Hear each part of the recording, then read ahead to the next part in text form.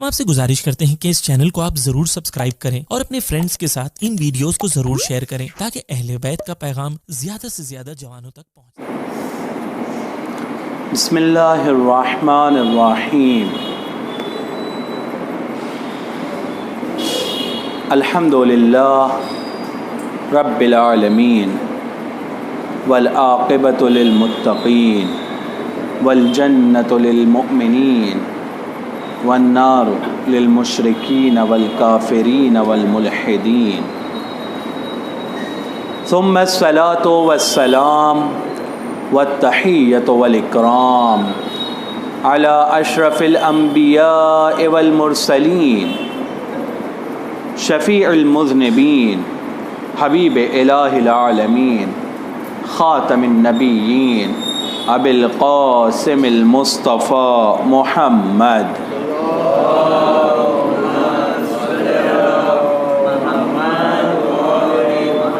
وعلى آل بيته الطيبين الطاهرين المعصومين المظلومين المنتجبين المنتخبين، واللعنة الدائمة على أعدائهم أجمعين من يومنا هذا إلى قيام يوم الدين.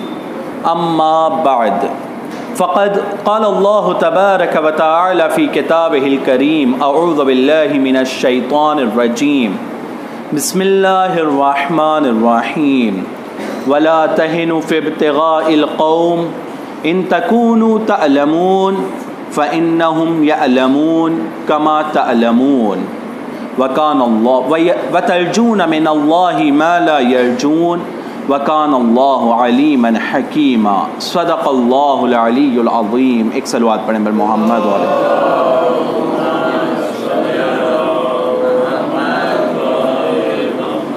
خداوند عالم قرآن مجید میں ارشاد فرما رہا ہے: سستی مت کرو، ہاتھ پر ہاتھ رکھ کر مت بیٹھو، اس قوم کا، ان لوگوں کا یا اس چیز کا جو تمہارے دشمن ہے اس کا پیچھا کرو۔ یقیناً پیچھا کرنے میں مشکلات ہیں، درد اور مشقت ہے، لیکن ایسا نہیں ہے کہ وہ لوگوں کو درد اور مشقت نہیں، درد مشقت تم کو بھی ہوگی، درد مشقت ان کو بھی ہوگا، لیکن ایک چیز جو تمہارے پاس ہے وہ ان کے پاس نہیں ہے۔ ترجون من اللہ، تم اللہ سے امید رکھتے ہو، تمہیں اللہ پر امید ہے، ما لا یرجون، اور ان کو امید نہیں ہے، وہ خدا کو مانتے ہی نہیں ہیں، وہ خدا پر امید نہیں رکھتے ہیں۔ بے شک اللہ ہر چیز کا جاننے والا، بہترین راستہ نکالنے والا ہے۔ اس آیت کے ضمن میں کل تک ہم لوگوں کی گفتگو یہاں تک پہنچی تھی کہ اگر ہم یہ چاہتے ہیں کہ خداوند عالم کی مدد ہم لوگوں کو ملے تو ہم لوگوں کی یہ ذمہ داری ہے کہ امام معصوم کو اپنا محور اور سینٹر بنا کر ان کے اطراف میں جمع ہو جائیں، جو وہ ہم کو کہیں ہم اس کو مانیں۔ اگر رسول خدا کی بات رسول خدا کے وہ لشکر والے نہ مانتے تو کیا ان کو کامیابی ملتی؟ یقیناً نہیں ملتی۔ کامیابی کی ایک بڑی وجہ یہ ہے کہ انہوں نے رسول کی بات کو سنا۔ اگر ہم بھی کامیاب ہونا چاہتے ہیں تو ہمیں بھی اپنے وقت کے امام کی بات کو سننا ہوگا۔ وقت کے امام کی بات کو سننے کے لیے، ان سے نزدیک ہونے کے لیے ہم لوگوں کو کچھ کام کرنا ہوگا۔ ان کاموں میں سے ایک کام یہ ہے کہ ہم اس پر بھروسہ رکھیں کہ وہ ہمارا کام کر سکتا ہے، وہ ہماری مشکلات کو دور کرنے میں بہت بڑا مددگار ہے، انہی کے ذریعے سے ہماری مشکلات دور ہو سکتی ہیں۔ وہ واقعہ آپ کو یاد ہوگا جو میں نے کاغذ والا سنایا تھا کہ ایک بندہ تھا جو کاغذ کو پانی پر رکھتا تھا اور کراس کر لیتا تھا، اس کے اوپر اس کو بھروسہ تھا کہ اس کے اندر کوئی بہت اچھی چیز لکھی ہوئی ہے۔ جب تک اسے بھروسہ تھا وہ اس کے کام آ رہی تھی، لیکن جب اس نے دیکھا ہاں اس میں صرف بسم اللہ لکھا ہے، پھر کیا ہوا؟ چونکہ اس کی نظر میں اس کی اہمیت کم ہو گئی، نتیجہ یہ ہوا کہ وہ پانی میں ڈوب گیا۔ اور پانی میں ڈوبنے کی بڑی وجہ یہ تھی کہ اس کی نظر میں اس بسم اللہ کی اہمیت کم ہو گئی تھی۔ ہمیں اس چیز کی اہمیت کو کم نہیں کرنا ہے، ہمیں اپنے امام کی اہمیت کو اپنی نظر میں بڑا رکھنا ہے، ان کی عظمت کو بڑھا کر رکھنا ہے۔ اگر ہم ایسا نہیں کریں گے اور کہیں گے کہ ان سے کیا ہوگا، یا بس امام ان کی اہمیت یا عظمت جہاں ہمارے دل میں کم ہوئی وہاں مشکلات ہماری سالو نہیں ہونے والی ہیں۔ دوسری چیز جو ہم لوگوں کے لیے بہت ضروری ہے، اپنے اس دل میں امام اور خدا کے علاوہ کسی اور کو نہیں رکھنا ہے۔ اگر ہمارے دل میں کوئی اور چیز آ چکی ہے تو اسے ہمیں نکالنا ہوگا۔ نکالنے کا ایک طریقہ یہ ہے کہ ہم توبہ کریں، ہم توبہ کریں کہ خدا یا جس چیز کے اندر جو چیز میرے دل میں ہے اس کو میں نکالنا چاہتا ہوں ہمیشہ کے لیے۔ اور توبہ کے لیے ہم لوگوں کی زبان پر ایک خاص توبہ ہے جس کو ہم کہتے ہیں توبہ نصوح۔ میں نے نصوح کے واقعے کو آپ کے سامنے بیان کیا کہ کیوں توبہ کو توبہ نصوح کہا جاتا ہے، کیوں کہا جاتا ہے کہ وہ والی توبہ۔ اس توبہ کی ایک کوالٹی، ایک خاصیت یہ تھی کہ اس کو جب یہ محسوس ہو گیا کہ اب میں پھنسنے والا ہوں، اب مجھے کوئی نہیں بچا سکتا ہے، تو دل سے اس نے اپنے خدا کو یاد کیا تھا۔ اور صرف یہ نہیں کہ اس نے اپنے خدا کو یاد کیا، بلکہ جو کچھ اس نے پہلے زمانے میں کیا تھا اس کو چھوڑنے کا وعدہ کیا۔ خدا آئندہ میں اب یہ کام نہیں کروں گا، اس نے یہ وعدہ بھی کیا تھا۔ ساتھ ساتھ میں جو کچھ اس نے کمایا تھا سب کچھ اس نے خدا کی راہ میں دے دیا، اور جو بدن بھی اس نے بنایا تھا اس بدن کو بھی اس نے پگھلا دیا، پورے بدن کے گوشت اور چربی کو اس نے پگھلا دیا۔ نتیجہ کیا ہوا؟ ایک تو اس کے نام پر ایک توبہ ہو گئی جو توبہ نصوح ہے، اور ہم لوگوں کو یہ کہا جاتا ہے کہ اس کی طرح توبہ کرو، اور وہ آدمی کہاں سے کہاں پہنچ گیا۔ کل میں نے پورا واقعہ آپ کے سامنے بیان کیا۔ ایک وقت ہے کہ جن لوگوں سے وہ چھپ کر اس پانی کے اسٹور میں جا کر رکا ہوا ہے کہ کسی طرح سے میری جان بچ جائے، کسی طرح سے میں اپنے آپ کو بچا سکوں، کچھ دنوں کے بعد وہ شخص کے جو اتنے کونے میں چھپا ہوا تھا بادشاہی کے تخت پر بیٹھتا ہے، اور بادشاہ کی لڑکی سے اس کی شادی بھی ہو جاتی ہے۔ اگر ایک شخص اپنے رابطے کو خدا کے ساتھ مضبوط کرے گا تو خدا وند عالم اس کو ایسے ہی نہیں چھوڑے گا۔ جب وہ خدا مجھے گناہوں کے درمیان جب دیکھتا ہے کہ میں گناہ پر گناہ کر رہا ہوں، اس کے باوجود بھی وہ مجھے لوگوں کے درمیان بدنام نہیں کر رہا ہے۔ ہم لوگ سب اپنے گریبان میں جھانکیں، بہت سارے ایسے گناہ ہیں جو مولا کائنات دعا میں ارشاد فرماتے ہیں، یا امام حسین یا امام زین العابدین نے اپنی دعا میں ارشاد فرمایا ہے۔ ورڈز الگ الگ ہیں لیکن سب کا مفہوم یہ ہے کہ اگر میرے ایک گناہ کے بارے میں زمین کو پتہ چل جائے کہ اس نے یہ گناہ کیا ہے تو زمین مجھے اپنے اوپر برداشت نہیں کر سکے گی۔ زمین کہے گی کہ اتنا گناہ گار بندہ مجھ پر رہے، مجھے یہ برداشت نہیں ہے۔ ہم لوگ اپنے گناہوں کی طرف دیکھیں۔ آسمان کو پتہ چل جائے کہ اتنا گناہ گار بندہ آسمان کے نیچے ہے، امام زین العابدین دعائے توبہ میں کہتے ہیں کہ یہ آسمان میرے سر پر گر جائے گا۔ خدا تو کتنا کریم ہے، نہ زمین کو پتہ چلتا ہے نہ آسمان کو پتہ چل رہا ہے، اور میں کیسے کیسے گناہ کر رہا ہوں۔ کیونکہ گناہ صرف ہمارے ہاتھ پیر سے نہیں ہوتے، بہت سارے گناہ جو ہمارے دل اور ہمارے دماغ میں ہے، بہت ساری بری باتیں جو ہم سوچتے ہیں، بہت سارے برے کام جو ہمارے ذہن اور دل سے گزرتے ہیں، جو زمین اور آسمان کو پتہ بھی نہیں ہے۔ اگر میرے ماں باپ کو پتہ چل جائے، میری فیملی کو پتہ چل جائے کہ میں کتنا بڑا گناہ گار ہوں، وہ میرے ساتھ نہیں رہیں گے، کوئی میرا ساتھ نہیں دینے والا ہے۔ لیکن کتنا کریم ہے وہ خدا، اتنے گناہوں کے باوجود وہ میرے گناہوں کو چھپا کر رکھتا ہے۔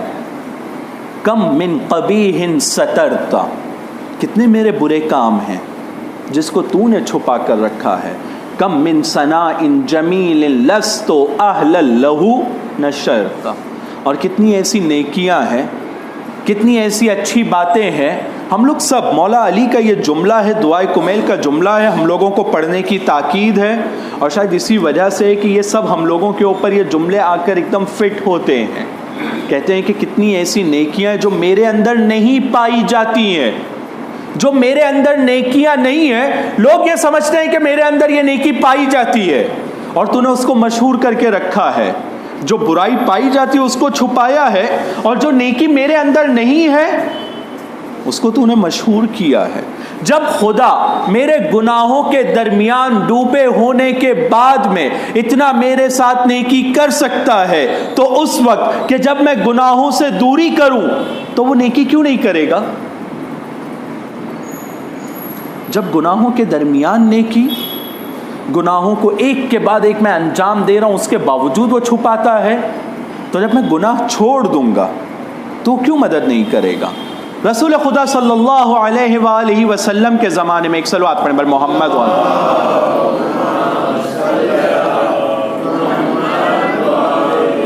ایک شخص، ایک جوان لڑکا ہے، اور یہ جوان لڑکا عام طور پہ مسجد میں آگے آگے رہتا ہے۔ جہاں مسلمان ایک جگہ بیٹھتے ہیں، گیٹ ٹوگیدر ان کا ہوتا ہے، ایک جگہ ان کی بیٹھک ہوتی ہے کچھ مسلمانوں کی اور جوانوں کی، وہ بھی ان کے ساتھ بیٹھتا ہے۔ تو لوگوں کی نظر میں ایسا مشہور ہے کہ یہ جوان لڑکا بہت اچھا ہے، بہت ایمان والا لڑکا ہے، بہت رسول کا چاہنے والا لڑکا ہے، ہمیشہ رسول کے آگے پیچھے رہتا ہے، دکھنے میں بھی اچھا، اور ظاہری طور پہ اس کے جو کام کاج تھے لوگوں کو اس نے امپریس کر کے رکھا تھا کہ بہت اچھا لڑکا۔ لیکن جیسے ہی رات کا اندھیرا ہوتا تھا، یہ پورے دن لوگوں کے ساتھ رہتا تھا، معلوم کرتا تھا کہ کس نے کیا کام کیا ہے، کس نے کتنا کمایا ہے، کس کے گھر میں کیا ہے، اور جو آپس میں مومنین ایک دوسرے کو خوشی میں بتاتے ہیں یا ایک دوسرے کو مبارکباد پیش کرتے ہیں، ایک ساتھ رہنے میں جو گفتگو ہوتی ہے، سب سنتا تھا۔ اور رات میں اندھیرے میں اٹھتا تھا، جس گھر کے بارے میں پتہ چلتا تھا آج اس گھر میں کچھ مال آیا ہے، جاتا تھا اس گھر میں چوری کرنے کے لیے۔ کبھی کسی گھر میں چوری ہو رہی ہے، کبھی کسی گھر میں چوری ہو رہی ہے، کیونکہ دن بھر مسجد میں رہتا ہے، مومنوں کے ساتھ میں رہتا ہے، مومنوں کے آگے پیچھے رہتا ہے۔ دنیا کے ہر انسان پر وہ لوگ شک کرتے تھے، لیکن اس پر کبھی شک نہیں کرتے تھے۔ کیوں؟ کیونکہ مسجد میں رہنے والا نماز میں پہلی لائن میں کھڑا ہوتا ہے۔ کم من قبیح سترتا، کتنی برائیوں کو خدا چھپاتا ہے، الگ الگ طریقے ہیں، لیکن خدا نے چھپایا۔ ایک دن رنگے ہاتھوں پکڑوا دیتا، پھر کیا ہو جاتا؟ اس کی پہلے لائن میں کھڑا ہونا، رسول کے ساتھ گھومنا پھرنا اس کے لیے کام آتا، لوگوں کو سمجھ میں آ جاتا کہ نہیں یہ اس کا مکھوٹا ہے، حقیقت میں یہ بہت برا ہے۔ لیکن نہیں، اب تک کہ خدا نے اس کو موقع دیا کہ کبھی تو سدھر جانا۔ دن میں رسول کے ساتھ ہے، رسول کے ساتھیوں کے ساتھ میں، رات میں جاتا ہے انہی کے گھر میں چوری کرتا ہے۔ ایک مرتبہ ایک مومن کا انتقال ہو جاتا ہے جوانی کے عالم میں، اور وہ مومن بہت پیسے والا تھا، اس کا انتقال ہو جاتا ہے جوانی کے عالم میں۔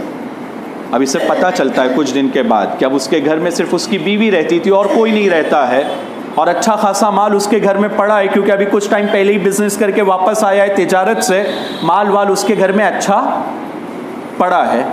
تو ایسے لوگوں کے لیے یہ ایک بہت آسان جگہ ہے، جو ایسے گھروں میں جاتا ہے جہاں آدمی بھی رہتے ہیں، چوری کر لیتا ہے۔ تو اب جہاں جس گھر میں آدمی نہیں اور پتہ چل جائے تو وہ تو نسبتاً کمپیریٹیولی ایزی ہے اس کے لیے وہاں پر چوری کر پانا۔ ابھی چھت کے اوپر چڑھا تھا، دیوار سے چھت پر گیا تو، اور چھت سے صحن میں کودنا چاہ رہا تھا، اس کی نظر پڑتی ہے روم میں کہ وہ لیڈی جس کا آدمی ابھی کچھ دن پہلے اس کا انتقال ہوا ہے وہ روم میں لیٹی ہوئی ہے، اور وہ لیڈی ہمیشہ آدھی رات میں نماز شب کے لیے اٹھتی تھی۔ یعنی یہ وہ والا وقت ہے کہ جب لیڈی اکیلی ہے لیکن اس کا اٹھنے کا بھی ٹائم ہو گیا ہے نماز شب پڑھنے کے لیے۔ تو ایک طرح سے اس کی تھوڑی آنکھ کھلی ہوئی ہے، اس کو محسوس ہو گیا کوئی آ رہا ہے، لیکن اگر وہ کچھ ایکٹ کرتی ہے، کچھ آگے بڑھتی ہے، تو اس کو بھی معلوم ہے میں اکیلی ہوں گھر کے اندر، یہ جو چور آیا ہے یہ میری جان کے لیے خطرہ ہوگا، مال وال لے کر چلا جائے کوئی بات نہیں لیکن جان تو بچے گی۔ تو اس نے سوچا کہ ابھی میں کچھ ایکٹ نہ کروں۔ یہ آدمی کودنے کے وقت یہ سوچتا ہے کہ آج تو دو فائدے ہیں، مال کا مال بھی ملے گا اور میں اپنی شہوت کو بھی معاذ اللہ پورا کر سکوں گا۔ کچھ قدم آگے بڑھتا ہے، آگے بڑھنے کے وقت اچانک اس کے دماغ میں یہ خیال آتا ہے کہ خدایا اگر آج میں نے یہ گندا کام کر لیا، یہ جو میری بری نیت ہے اس کو میں نے امپلیمنٹ کر لیا اور پورا کر لیا، تو خدایا یہ بیچاری بہت غم میں آ جائے گی، ایک کام کرتا ہوں, چھوڑو جانے دو, آج نہ چوری کرتا ہوں اور نہ یہ گندا کام کرتا ہوں. اس کے ذہن میں یہ خیال آیا اس بی بی کے بارے میں, اس محترمہ کے بارے میں. تو اچانک اس نے یہ ڈیسائیڈ کیا کہ ٹھیک ہے آج اس کو ایسے ہی چھوڑ دیتا ہوں, اور پھر مال بھی اس نے کچھ چرایا نہیں, چلا گیا. صبح کی نماز میں پہلی لائن میں جا کر پھر کھڑا ہو گیا جیسے اس کی روٹین تھی. دوپہر کی نماز میں ایک عجیب چیز اس کے ساتھ ہوتی ہے. رسول خدا نماز کے بعد اپنے صحابیوں کے ساتھ بیٹھے ہوئے ہیں, یہ دیکھتا ہے کہ سامنے سے وہ لیڈی آ رہی ہے, وہ بی بی آ رہی ہے جس کے گھر میں گیا تھا. اس کو شک ہوتا ہے کہیں ایسا تو نہیں ہے کہ یہ میری شکایت کرنے کے لیے آ رہی ہے, کیونکہ کل رات میں اس کے گھر میں گیا تھا, اس نے مجھے دیکھ لیا ہو لیکن یہ انجان بنی ہو. خدا میں نے کیا کیا, میں تو اب پھنس گیا, اب یہ میری شکایت کرے گی. وہ لیڈی نزدیک آتی ہے, یہ اپنے دل میں خدا سے کہتا ہے کہ خدا تو میری مدد کرنا. وہ لیڈی نزدیک آ کر رسول سے کہتی ہے کہ رسول کچھ وقت ہوا ہے میرے شوہر کو انتقال ہو کر, میری عدت بھی گزر چکی ہے. کل رات میں میرے گھر میں کوئی چور آیا تھا, پتہ نہیں اس کے دل میں کیا خیال آیا, وہ چلا گیا. لیکن رسول اب مجھے اکیلے نہیں رہنا ہے کیونکہ مجھے ڈر لگتا ہے. میں یہ آپ سے ریکویسٹ کرنے آئی ہوں کہ میری شادی کرا دیجئے کہیں پر. مجھے کسی مال کی ضرورت نہیں ہے, میرے پاس مال بہت زیادہ ہے, میرے پاس بہت کچھ ہے. آپ جس سے کہیں گے شادی کے لیے میں تیار ہو جاؤں گا, تیار ہو جاؤں گی. رسول نے اپنے اصحاب کی طرف ایک مرتبہ نظر دوڑائی. دور یہ جوان جو سر کو جھکا کر بیٹھا تھا, اس سے کہا ایک منٹ تم میرے نزدیک آؤ. اس کو نزدیک بلایا, نزدیک بلا کر اس سے کہا شادی ہو گئی ہے؟ کہا نہیں میری شادی نہیں ہوئی. کہا یہ لیڈی شادی کرنا چاہتی ہے, کیا تم تیار ہو کہ میں تمہاری طرف سے اس لیڈی سے کہوں کہ ہاں تم شادی کرنا چاہتے ہو؟ اس نے کہا رسول آپ کو اختیار ہے, آپ جو کہیں گے میں کرنے کے لیے تیار ہوں کیونکہ آپ میرے رسول ہیں. رسول نے کہا میرا یہ ماننا ہے کہ تم اس سے شادی کر لو, میں تم کو کہتا ہوں. اس نے کہا ٹھیک ہے آپ اگر کہتے ہیں شادی کر لو تو میں شادی کر لیتا ہوں. اور یہ لیڈی کے ساتھ رسول نے اس کا نکاح پڑھا, یہ دونوں میں شادی ہو گئی. شادی ہونے کے بعد یہ رات میں گھر پر جاتا ہے, یعنی اس وقت جیسے ہی نکاح ہوا, نکاح ہونے کے بعد رسول نے کہا ٹھیک ہے اپنی بیوی کے ساتھ گھر پر جاؤ. جب یہ گھر کی طرف جاتا ہے تو جاتے ہی سب سے پہلا کام یہ کرتا ہے کہ ایک مصلی بچھاتا ہے, نماز پڑھنے کھڑا ہو جاتا ہے. لیکن اس کی نماز کا جو طریقہ تھا, اس کی وائف کو تعجب ہوتا ہے کہ یہ ایسے اتنی نماز کیوں پڑھ رہا ہے ایک کے بعد ایک نماز. تو اس کو ایک مرتبہ جب اس کی بیچ میں نماز ختم ہوتی ہے اس سے پوچھتی ہے کہ بھائی اتنی نماز پڑھنا ٹھیک ہے, اچھی بات ہے, اس میں کوئی ڈاؤٹ نہیں ہے, لیکن ایک کے بعد ایک اتنی نمازیں کیوں؟ کہا تو نہیں جانتی ہے کیا ہوا ہے. کہا کیا ہوا بتاؤ تو کیا ہوا. کہا کل رات میں وہ جو چور تیرے گھر میں آیا تھا وہ میں تھا, میں تیرے گھر میں چوری کے لیے آیا تھا. میرے دل میں یہ غلط نیت بھی آئی تھی, وہ اپنی غلط نیت کو بھی بتاتا ہے, لیکن میں نے خدا کی رضا کے لیے اس کام کو چھوڑ دیا تھا. تو خداوند عالم نے تجھ کو بھی دیا اور تیرے مال کو بھی دے دیا.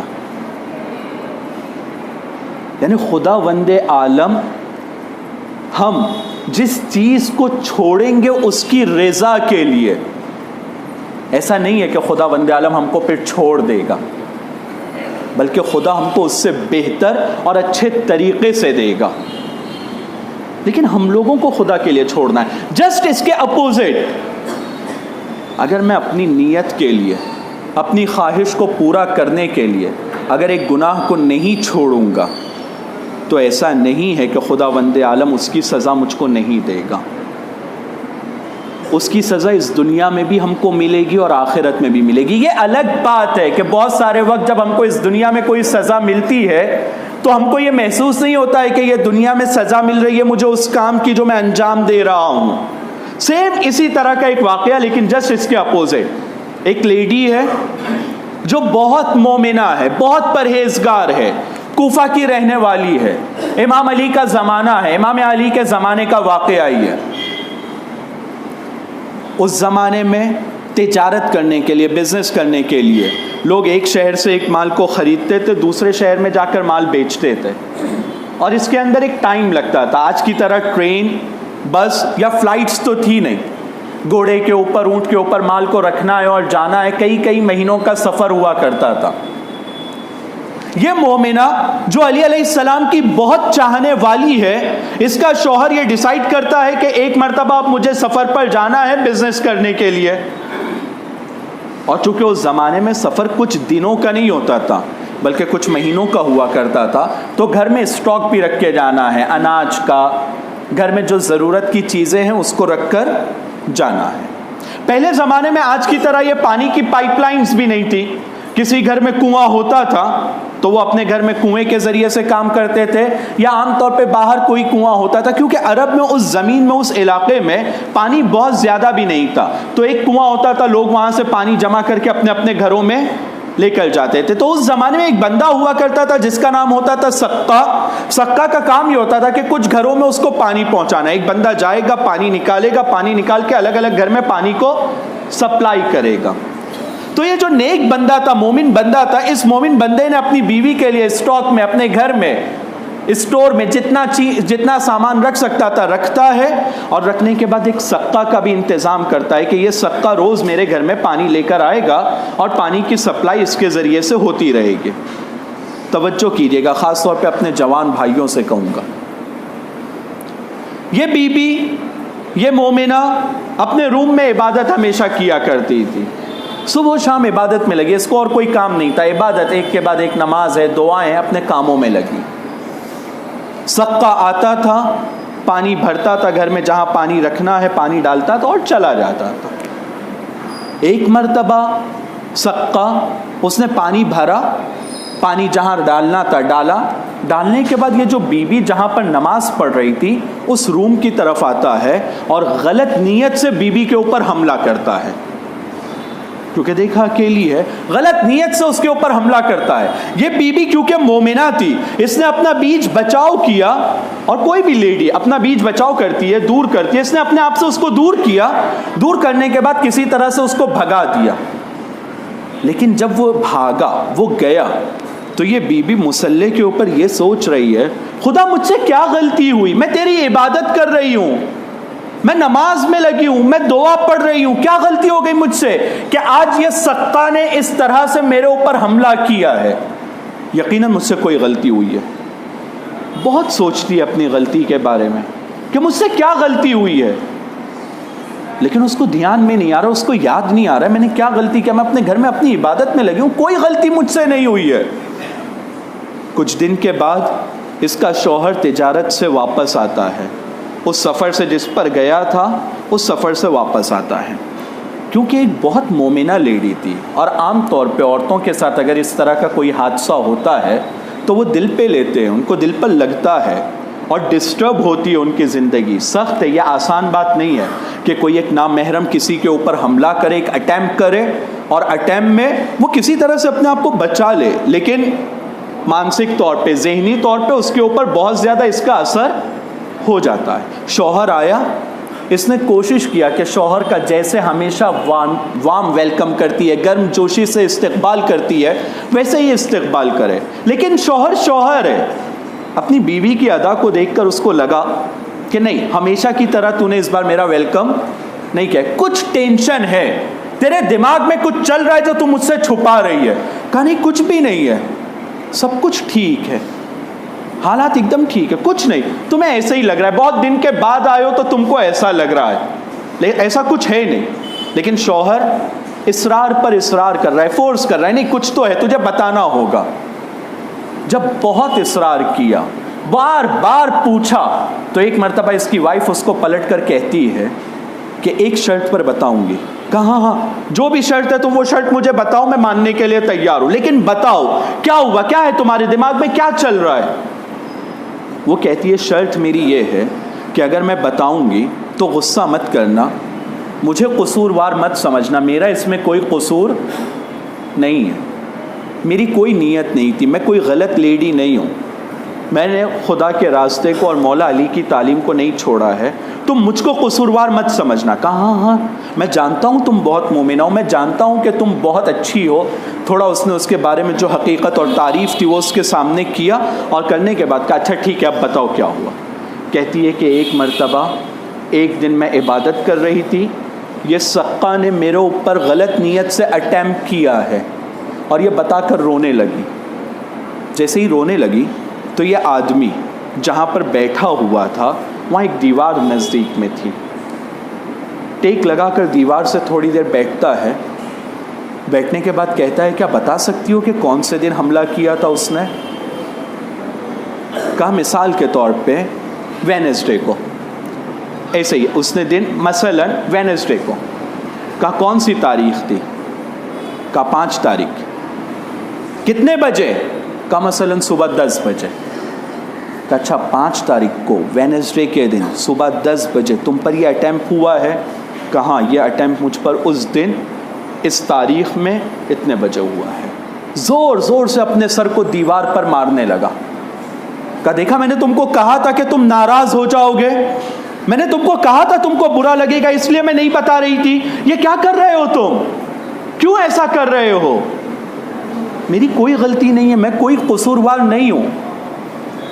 پلٹ کر وہ شوہر عجیب جملہ کہتا ہے, جو دن, جو تاریخ, جو ٹائم تو نے بتایا ہے, میں اپنے ٹینٹ میں بیٹھا ہوا تھا, ایک جوان لڑکی میرے ٹینٹ میں آتی ہے جہاں پر میرا مال رکھا ہوا تھا اور میں مال بیچ رہا تھا. ایک جوان لڑکی آتی ہے, اس نے مجھ کو پیسہ دیا اور جب میں اس کو مال دے رہا تھا, چیز دے رہا تھا جو میں بیچنا چاہ رہا تھا, تو میرا ہاتھ اس کے ہاتھ سے لگ رہا تھا. شیطان نے میرے دل میں اس وقت یہ ڈالا تھا کہ جتنا آرام سے دے سکتے ہو دیتے رہو تاکہ یہ ہاتھ تھوڑی دیر اور زیادہ ٹچ ہو.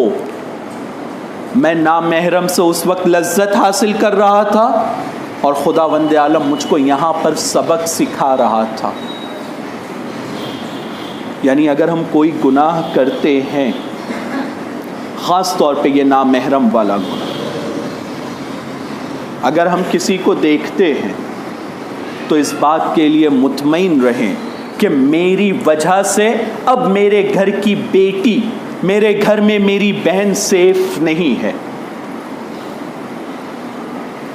میں اگر نامحرم کو دیکھتا ہوں تو یہ صرف میری لذت نہیں ہے جو میں حاصل کرتا ہوں, یہ تو تھوڑی دیر میں گزر بھی جائے گی, لیکن اس کا نتیجہ, اس کا ایفیکٹ میری بیٹی پر پڑنے والا ہے, میری بہن پہ پڑنے والا ہے, میرے گھر میں موجود ایک عورت کے اوپر, ایک خاتون کے اوپر اس کا اثر پڑنے والا ہے. جسٹ اس کے اپوزٹ پہلے واقعے میں آپ نے دیکھا, اگر کوئی اپنے آپ کو اس کام سے بچاتا ہے تو خداوند عالم اس کا بہترین انتظام کرتا ہے, اور اگر کوئی اس کام میں اپنے آپ کو ملوث کرتا ہے تو خداوند عالم اس کا نتیجہ ہمیں اس دنیا میں دیتا ہے. یہ الگ بات ہے کہ ہم لوگ کے لیے یہ نارمل ہو گیا ہے, میرا دیکھنا بھی نارمل ہے, اور میرے گھر میں اگر کسی کو کوئی دیکھا جا رہا ہے تو آج کا زمانہ ہے, یہ تو ہوتا ہی ہے, ہم لوگ نے اس کو نارملائز کر لیا ہے. لیکن یہ معصومین کے لیے اور علی کے چاہنے والوں کے لیے یہ چھوٹی چیز نہیں ہے, یہ بہت بڑی چیز ہے. یہ چیز معصومین اس سے بہت آسانی سے نہیں گزر. ایک شریف انسان جس کے دل میں تھوڑی غیرت ہوگی, تھوڑی سی بھی غیرت, وہ اس سے آسانی سے نہیں گزرے گا. ایک شخص ہے جو رسول خدا کے پاس آ کر پوچھتا ہے رسول خدا سے کہ میں نامحرم کی طرف دیکھتا ہوں, اپنے آپ کو بچانا چاہتا ہوں, کیسے بچاؤں؟ عجیب جملہ کہتے ہیں, تیرے گھر میں بیٹی ہے؟ کہاں ہے. تیرے گھر میں بہن ہے؟ تیری بیوی ہے. تیری ماں ہے. کہ اگر کوئی تیری بیٹی, بیوی, بہن یا ماں کو دیکھے گا تجھے کیسا لگے گا؟ ہم لوگ اپنے آپ سے سوال کریں, کیسا لگے گا ہم لوگوں کو؟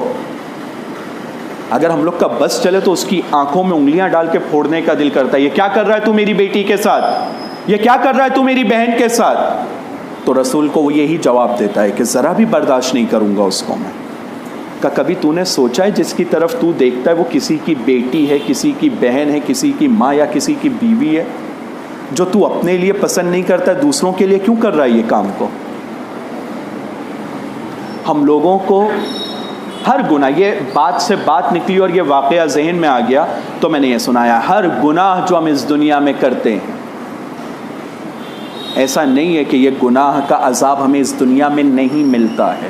یہ الگ بات ہے کہ ہم اس کی طرف متوجہ نہیں ہوتے ہوں گے, لیکن ہر گناہ ہے جس کا اثر ہماری زندگی پر پڑتا ہے, لیکن ہم اس کی طرف متوجہ نہیں ہوتے ہیں. اور معصومین, خاص طور پہ کربلا, یہ ہم لوگوں کے لیے گناہوں کے ماحول کو ختم کرنے کا ایک بڑا ذریعہ تھا. امام حسین کیوں قیام کرنے لگے؟ کیوں قیام کرنے کے لیے نکلے؟ کیوں مدینے کو انہوں نے چھوڑا؟ کیونکہ گناہوں کا ماحول ختم کرنا چاہ رہے تھے، تاکہ زیادہ سے زیادہ لوگوں کو اس سے بچا سکیں، اور وہ جو گناہوں کا عذاب دنیا اور آخرت میں آنے والا ہے لوگوں کو اس سے بچا سکیں۔ یعنی گناہوں کے ماحول کو دور کرنا یہ ہماری ذمہ داری ہے، چونکہ ہمارے مولا نے اس کے لیے قربانی پیش کیا، اور مولا کی اس قربانی میں کچھ بڑی ہستیاں ہیں جنہوں نے مولا کا ساتھ دیا ہے۔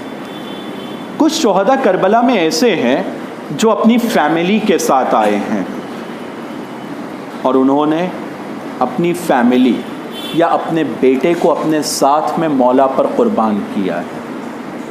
ان لوگوں میں سے ایک بڑی ہستی ہے جناب مسلم ابن اوسجہ۔ جناب مسلم ابن اوسجہ اپنے جوان بیٹے کے ساتھ کربلا کے میدان میں تھے۔ تاریخ کے مطابق ان کے بیٹے کا نام تھا جناب خلف۔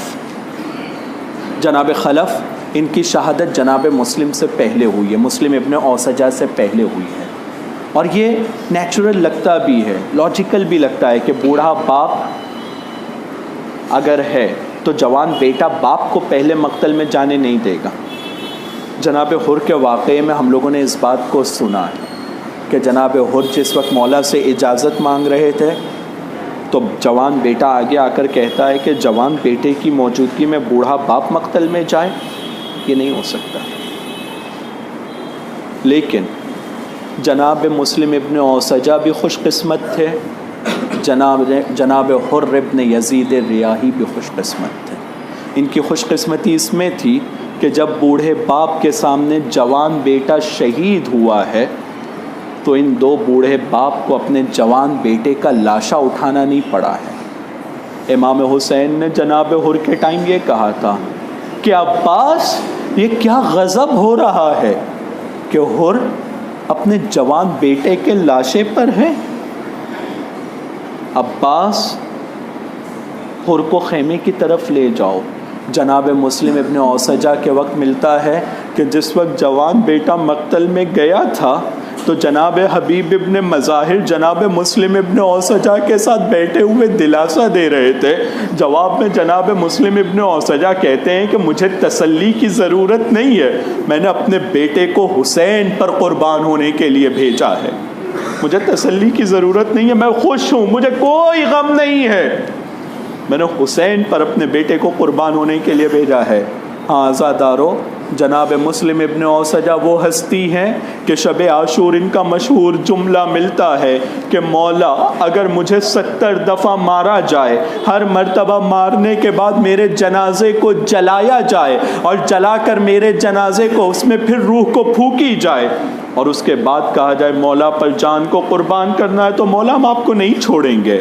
مسلم ابن اوسجہ وہ بزرگ ہستی ہیں کہ جس وقت امام حسین نے شب عاشور کہا کہ میں نے اپنی بیعت کو اٹھا لیا، سب سے پہلے جناب مسلم ابن اوسجہ نے کھڑے ہو کر کہا تھا مولا یہ کیا کہہ رہے ہیں آپ، ہم آپ کو کیسے تنہا چھوڑ سکتے ہیں۔ عزادارو، صبح عاشور کے بعد جس وقت عمر سعد کی طرف سے حملہ ہوتا ہے تو پہلا حملہ ایسا تھا کہ سب نے مل کر تیروں کی بارش شروع کیا تھا۔ 72 کربلا کے شہداء میں سے 22 کربلا کے شہید عمر سعد کے اس پہلے حملے میں جو تیروں کی بارش شروع ہوئی تھی 22 افراد اسی میں شہید ہو گئے تھے، اور جب 22 افراد شہید ہو گئے تو اس کے بعد جناب مسلم ابن اوسجہ مولا کے نزدیک آتے ہیں، کہتے ہیں مولا اب مجھے مقتل میں جانے کی اجازت دیجئے۔ مقتل میں جاتے ہیں، رجز پڑھتے ہیں، کچھ اشعار پڑھتے ہیں، امام حسین کی تعریف کرتے ہیں، حق اور باطل کی باتوں کو بیان کرتے ہیں، اور پھر اس کے بعد سب نے مل کر جناب مسلم پر حملہ کیا تھا۔ جناب مسلم زمین کی طرف جب گھوڑے سے آتے ہیں تو دو ہستیوں کا نام ملتا ہے جو جناب مسلم کے نزدیک پہنچے ہیں۔ ایک امام حسین ہے جنہوں نے جناب مسلم کے سر کو اپنے زانوں پر رکھا ہے، دوسری ہستی جناب حبیب ابن مظاہر ہیں۔ حبیب ابن مظاہر جناب مسلم سے کہتے ہیں اے مسلم، اگر مجھے یقین ہوتا کہ میں اس دنیا میں کچھ اور زیادہ جیوں گا تو میں تجھ سے کہتا کچھ وصیت کر تاکہ میں تیری وصیت پر عمل کرتا، لیکن اے مسلم تم تو ابھی جا رہے ہو، تھوڑی دیر میں میں بھی تم سے ملنے والا ہوں، لہٰذا میں تم سے وصیت کے بارے میں کچھ نہیں کہوں گا۔ جناب مسلم نے اپنی آنکھوں کو کھولا، کہتے ہیں ایک وصیت ہے حبیب، میں تمہیں ایک وصیت کرنا چاہتا ہوں۔ حبیب نے کہا کیا وصیت کرنا چاہتے ہو؟ امام حسین کی طرف اشارہ کیا اور کہا جب تک تمہاری جان میں جان ہے میرے مولا کو ایک تیر بھی نہیں لگنا چاہیے۔ الا لعنت اللہ علی القوم الظالمین وسیعلم الذین ظلموا ای منقلب ینقلبون۔ خدایا ہمارے اس مختصر سے عمل کو قبول فرما، خدایا ہماری عزاداری کو امام زمانہ اور جناب سیدہ کے دل کا سکون قرار دے۔ خدایا امام زمانہ کے ظہور میں تعجیل فرما، ہمیں ان کے مددگاروں میں شمار فرما۔ وآخر دعوانا ان الحمد للہ رب العالمین، وصلی اللہ علی محمد وآلہ